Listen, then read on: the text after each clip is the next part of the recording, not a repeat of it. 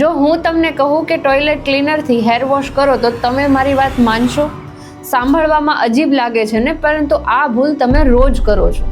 માટે હમણાં જ તમારા શેમ્પૂની બોટલનું પાછળનું લેબલ ચેક કરો, અને જો આ 5 કેમિકલ હોય તો શેમ્પૂ રીપર્ચેસ કરતા પહેલા જરૂરથી વિચારજો. પહેલું છે સલ્ફેટ. આ એક હાર્ડ ક્લિન્ઝર છે જે સ્કેલ્પના નેચરલ ઓઇલને ઓછા કરે છે.